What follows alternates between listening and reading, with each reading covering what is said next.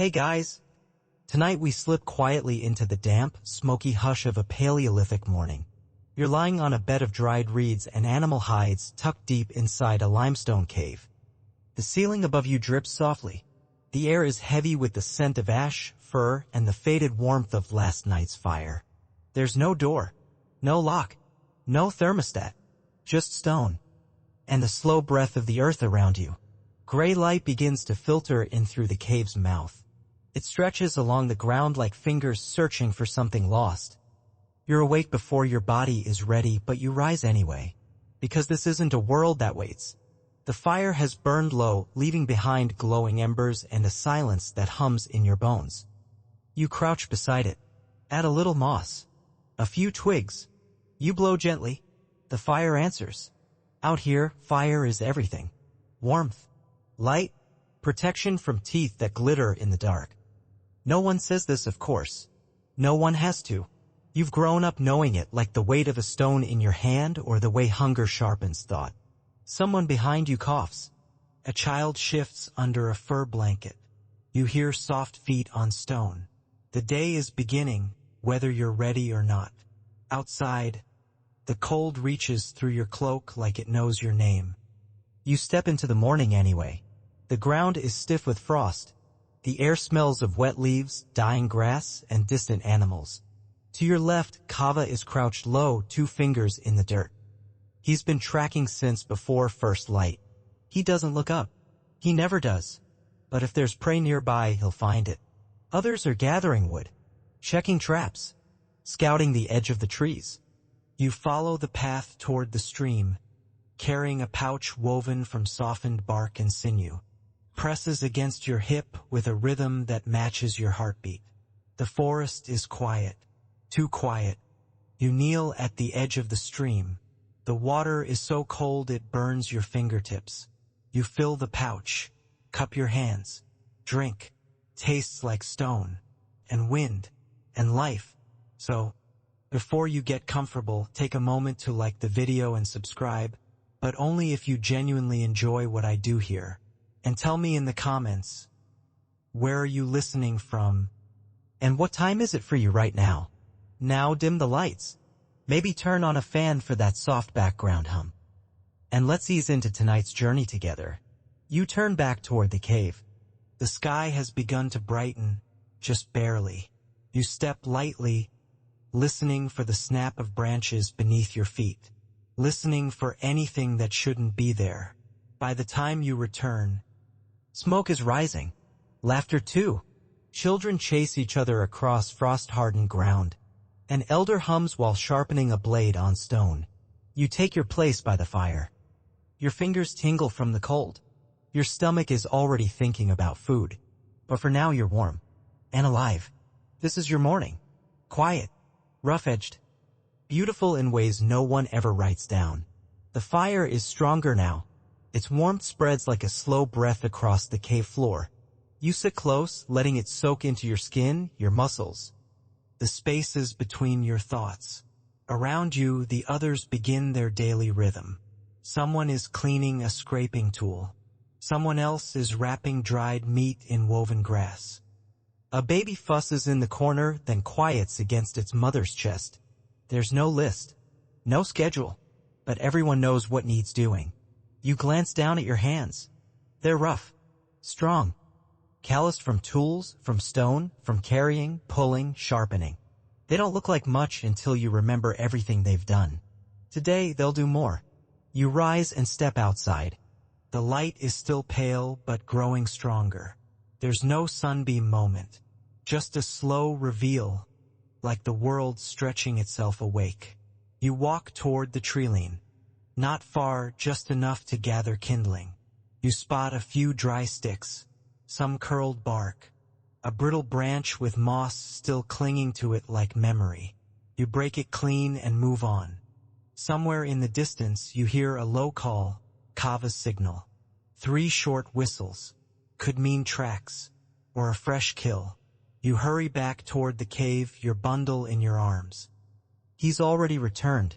He stands near the fire, holding up a strip of hide. It's fresh, still steaming. A deer, maybe. Not huge, but enough. The others gather, eyes scanning the meat, already thinking about how to stretch it. Nothing is wasted. Not the bones. Not the fat. Not the sinew. Kava doesn't boast. He just nods and steps aside. That's how it works. You bring something back, you share. That's survival. That's respect. A few people begin butchering. You sit and watch, learning. The way they peel skin, slice muscle, set bones aside with care. One of the elders offers you a knife, flint sharpened to a whisper-thin edge. You take it and begin shaving bark from a stick, shaping it into a skewer. Lunch will be simple. But first, there's time. Someone pulls out a stone and begins grinding seeds. Another kneels by the fire, coaxing it hotter. The smell changes. Smoke thickens. Something like roasted root and burnt air fills the cave. Your stomach tightens. You didn't eat much yesterday. You rarely do. No one here eats for pleasure. You eat because it keeps you breathing. And yet, there's something peaceful in this rhythm. The way hands move. The way fire crackles. The quiet hum of people working together without needing to speak. Historians still argue whether these early humans had true language. Not just grunts or gestures, but actual grammar, structure, storytelling. You think they did. Maybe not with words like ours, but with rhythm, with silence, with the knowing way someone passes a tool without being asked. That's language too. The meat is cooking now. The pieces turn slowly on sticks. Someone adds herbs. You're not sure what kind. They smell sharp, bright. The baby laughs. Someone sings softly, no tune, just tone. A hum made of hunger and waiting. The world outside the cave is still cold, still dangerous. But here, around this fire, there's warmth. There's safety. There's something like home. You lean back, stretch your legs, and just for a moment, you forget how hard the day will be, how far you'll walk, how much you'll carry. Because right now, you are here, and the fire is alive, and the meat is turning. And that is enough. The sun is higher now, though you don't really see it. Not like we do. There's no clock, no hour hand ticking across a screen. Just the angle of shadows, the feel of light against your skin, and the gentle urgency in your stomach. Time to move. You sling a small pouch over your shoulder, tuck a scraping tool into your belt, and start walking. Not far. Not yet. This part of the day is for scanning. The grass is stiff beneath your feet. Every few steps you crouch, peer into the brush, turn over a rock. You're not hunting exactly. Not yet.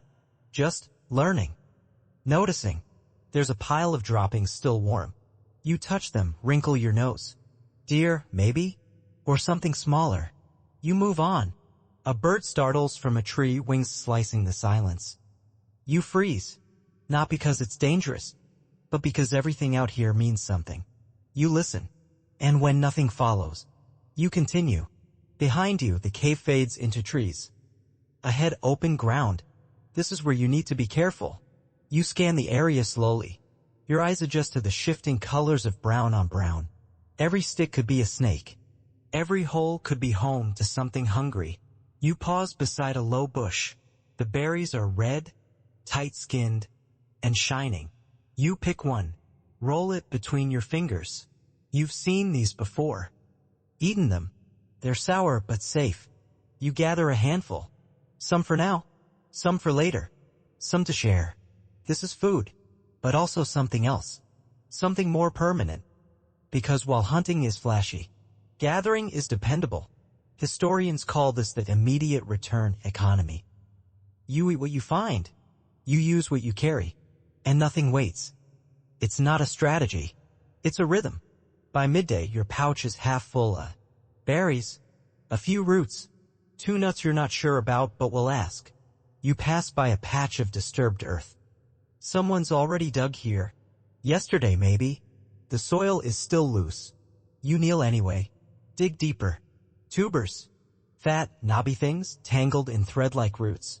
You brush off the dirt. They smell like earth and bitterness. Perfect. You eat one raw, just a bite. It crunches, sticks to your teeth. It's awful, but it fills the space inside your belly that's been growling since sunrise. So you chew. Far off, you hear shouting 2 short calls. That's the sign. A hunt is beginning. You follow the sound, quickening your pace. When you arrive, Kava and the others are already in formation. 1 to flank, 2 to drive, 1 with a spear. It's a small group today. Light game. Something fast. They move like water over stone. You take position near a cluster of shrubs. Stay low. Still. Then movement. A hair bolts from the brush, legs a blur. You shift your weight. Don't breathe. Wait for the throw. The spear arcs. Silent. Sudden. It misses. But the second one doesn't. Clean hit. A short cry. Then stillness. Everyone exhales. The hunters gather around the animal. Blood on fur. A sharp smell in the air. Quick cuts. Careful hands. You say nothing. No one does. But this is what feeds you. Not just the meat, but the skill, the balance, the shared motion. You carry the catch back together. Through the trees, across the frozen ground, toward firelight. You don't speak, because out here, in the quiet between sun and shadow, you don't need to. The sky is softening now. Its blue fading toward ash, like a candlewick burning low. You're back at the cave. The fire is alive again. Taller now, its orange tongue licking at the dry air.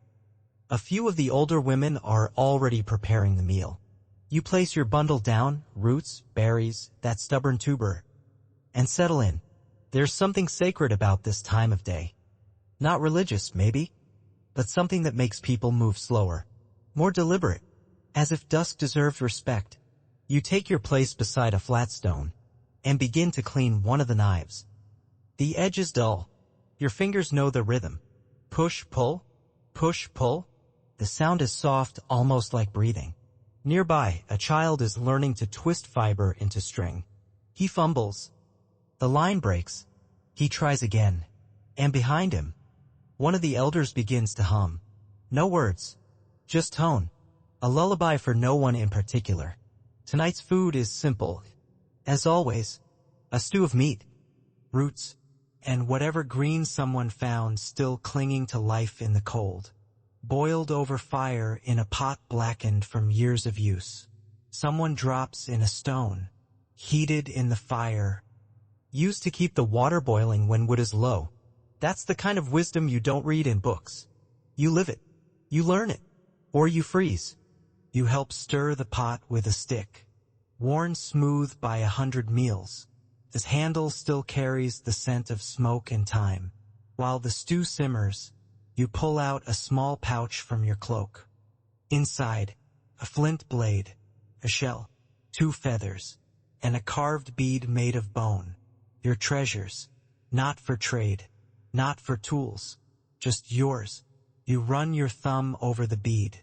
Its edges are smooth, polished by years of fingers doing this exact thing.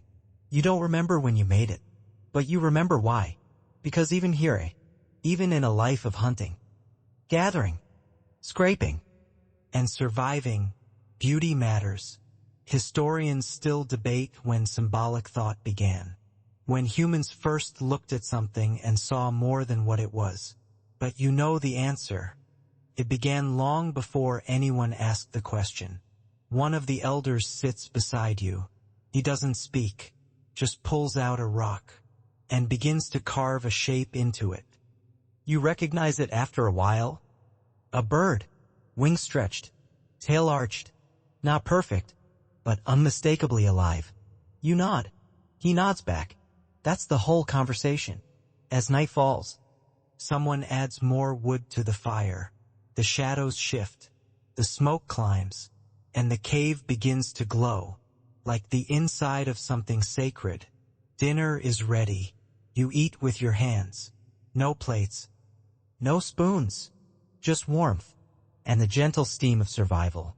Afterward, a few of the older children begin to gather near the cave wall. One of them has charcoal in hand. He draws a rough shape, maybe a deer, or a bear, or just a memory. The others watch.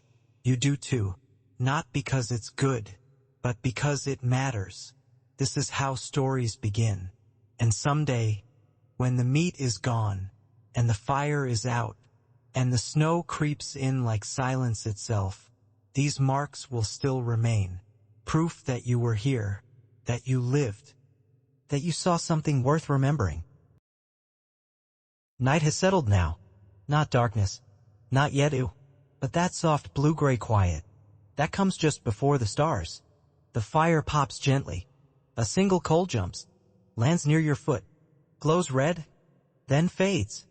You're sitting with the others, your legs crossed, a warm stone tucked into your lap for heat. The meal is done. The tools are set aside. And the work of the day is behind you.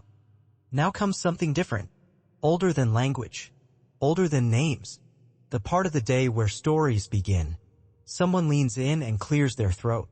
All eyes turn. You've heard this tale before. About the hunter who chased a spirit through a snowstorm, only to return with nothing but a feather and a lesson. But it doesn't matter. You listen. Because it's not about surprise. It's about the telling. The voice is low, rough. The flames dance across the speaker's face, casting shadows that twist and stretch on the cave walls. You glance at the children. They're wide-eyed, cheeks flushed from the heat, mouth slightly open. One of them clutches a small carved figure in her hands. A bear, maybe, or a dog. She strokes its back with her thumb, slowly, rhythmically. Behind her, someone's drawing on the wall again. This time, it's a row of dots, maybe tracks, maybe stars. It's not clear. But then again, maybe it doesn't need to be. This is how meaning works here. Imperfect, layered, carried in breath and gesture and ash. You lean back, watch the smoke curl toward the ceiling, catches the light, just barely, and for a second, you see something in it. A figure, a face, gone. Music begins, soft and strange. A flute carved from bone, played not with skill, but with memory. The notes waver, wobble, wander. Someone taps a rhythm on a hollow log. Another hums beneath it. It builds slowly, then fades. There's no applause, just silence and breath, and the faint sound of the wind outside it, pressing against the stones like it wants to come in. Historians have found instruments like these. Flutes made from bird bones, dating back over 40,000 years, carefully hollowed, with holes drilled at precise intervals. They still argue whether this was music, or magic, or both. You think it was survival. Not just the kind that keeps the body alive, but the kind that reminds the soul it exists. You close your eyes, and in the dark behind them, you see mammoths, you see fire. You see hands, yours, pressing red pigment onto stone. Not for beauty, not for art, but because something in you needed to leave a mark. Something in you refused to be forgotten. When you open your eyes again, the cave has grown quieter. The children are asleep. Even the elders have gone still. You wrap your cloak tighter, shift closer to the fire. The embers glow soft against your skin, and you wonder, not for the first time, how something so old can feel so familiar. The fire is low again, not out, just resting, like everything else. You rise quietly, stretching your legs, rolling your shoulders. The air outside is sharp now, full of frost and distant silence. But it's time to prepare, for tomorrow, for winter, for everything that's always coming. You move toward the edge of the cave, where the tools are stored. There's no shelf, no box, no neat rack, just stones arranged in patterns only your clan understands. You find your blade. Its edge is chipped, not ruined, but dulled by yesterday's work. You sit on a flat rock and begin to sharpen it. Stone against stone, rhythmic, steady. The sound is familiar, soothing. This is how tools stay alive. Because here, everything you carry must earn its place. The blade, the scraper, the hammerstone, even the string of sinew coiled around your wrist. Like a bracelet of intent. You pull a broken point from your pouch, a spearhead cracked at the tip. You'll fix it, or turn it into something new. Nothing is wasted. Nearby, 2 others are carving. One's working on an awl made from bone, sharp enough to punch through hide. The other is stitching a pouch with thread made from gut, and a needle carved from antler. Their fingers move with ease, but also purpose. They don't talk, but they're thinking, measuring, adjusting, solving problems shaped like hands. Historians call this the Upper Paleolithic toolkit, a term that feels far too clean for tools made from stone, sweat, and survival. Still, they're right about one thing. This wasn't trial and error. This was engineering. Every flake, every edge, every curve, designed for a purpose. Not pretty, not fancy, but efficient, elegant even. You glance at your own hands. Rough, dry, but steady. They remember how to work. You lift the blade again, testing its edge with your thumb. Better. Outside, the sky has turned completely dark. No moon tonight, just stars. So many stars. It makes your breath catch. They shimmer above the trees, cold and ancient, unreachable, but always there. You wonder, did your ancestors look up like this? Did they name the shapes? Did they tell stories about the ones that moved? Probably. Not in words you'd understand, but in meaning, in awe. You pull your cloak tighter and head back in. Your breath fogs in the air, then disappears. The others are still working, still carving, shaping, tying. Someone adds more wood to the fire. The light flares, then settles. The cave smells like ash and earth and skin, and underneath it all, a kind of calm. This isn't busy work. It's preparation for the next day, the next hunt, the next storm, because here, you don't wait for trouble.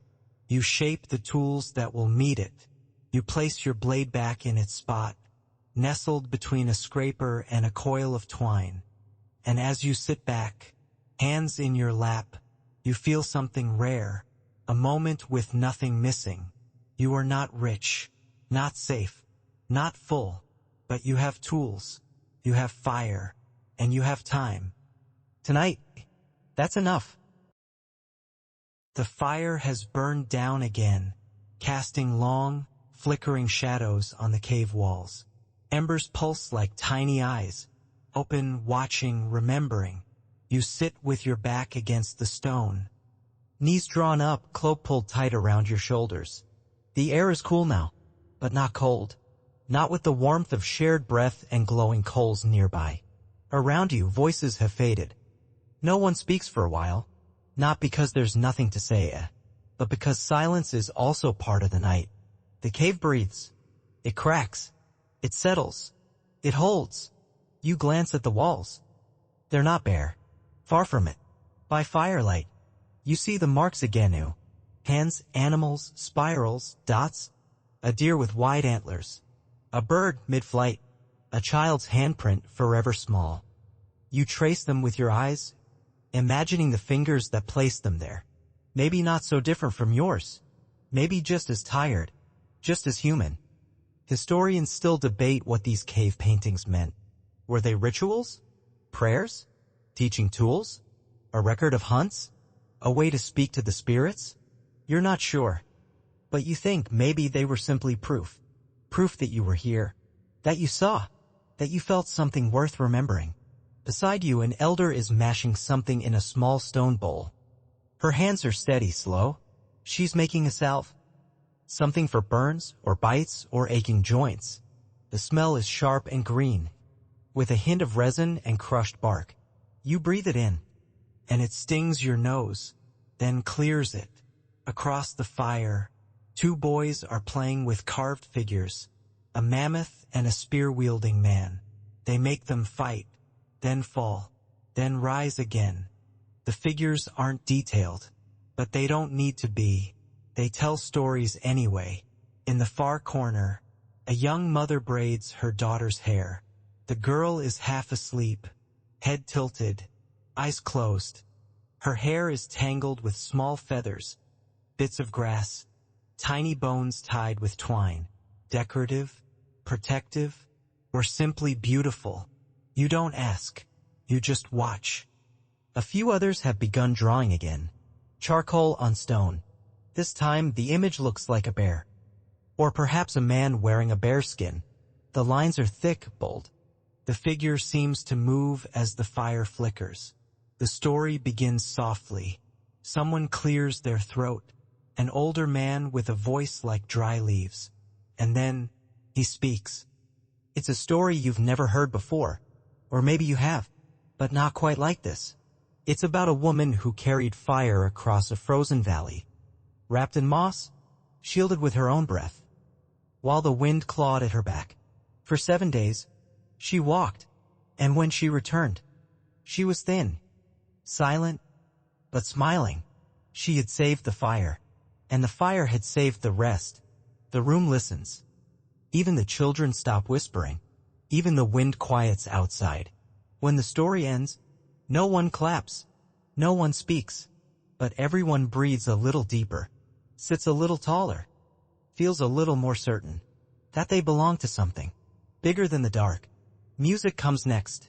Not a song, not exactly, just a rhythm, a hollow log, a bone flute, a voice humming beneath it all.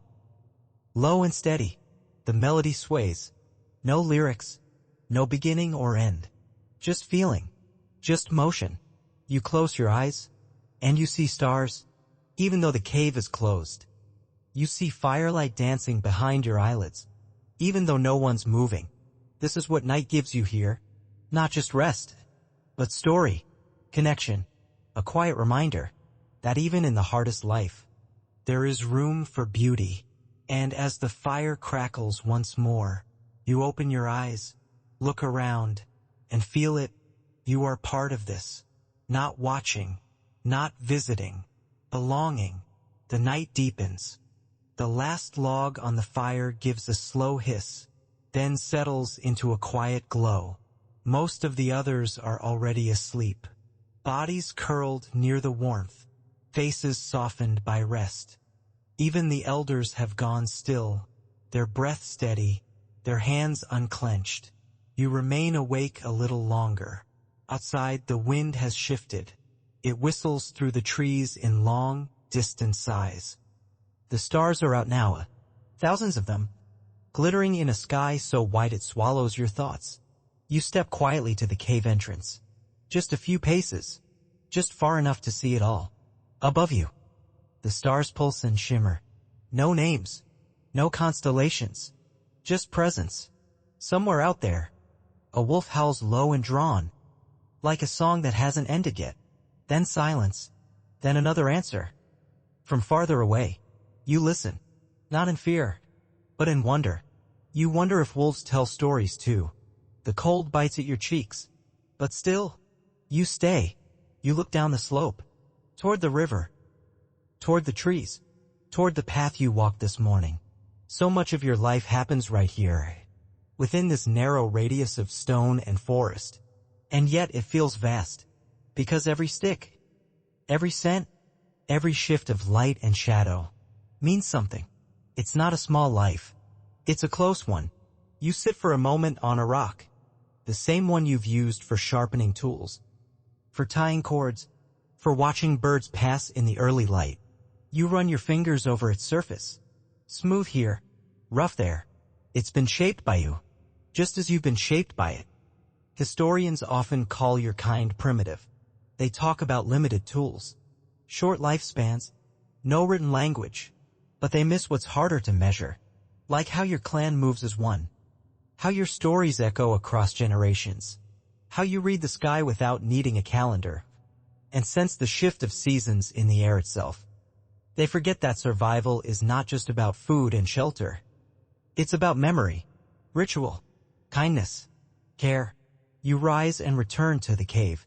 Your steps are soft. The fire is almost out. Only a few embers remain. Like sleeping eyes, you lie down beside your pouch, your tools, your woven mat of reeds. You pull the hide blanket over your shoulders, tuck your knees in tight, and listen to the final sounds of the night. The drip of water from the ceiling, the rustle of someone turning over in sleep, the whisper of wind just outside the stone. And beneath it all, the steady, quiet hum of a world still turning. A world where you've worked, and eaten, and shared, and remembered. You close your eyes, and you are not afraid. Not of the dark, not of tomorrow, not of the years to come, because tonight you are surrounded by story, held by fire, and folded into the long rhythm of a people who know how to survive. Not because it's easy, but because it's necessary, and because they've never forgotten how. And now, as the last ember fades into soft gray ash, you begin to let go. Let go of the stone under your back, the wind outside the cave, the weight of the day behind you. Your body has done enough. Your hands have shaped, gathered, held. And your mind, it has wandered far and come home again. You are safe here, surrounded not just by walls, but by people who breathe the same air, who share your fire, who carry the same ancient songs. In their bones, the stars above continue their silent watch. No urgency, no noise, just the slow drift of time, as steady as breath. And in this moment, you are not far from the people you come from, not separate from the stories they told, or the paths they walked. You are part of that long, unbroken thread, woven through soil, and smoke, and memory. So let your thoughts fade now. Let your muscles soften. Let your eyes close, and let sleep take you, gently, quietly, like the hush of ash settling after a long, warm fire. You've made it through another day in the Stone Age, and tomorrow, you'll rise with the sun, and begin again.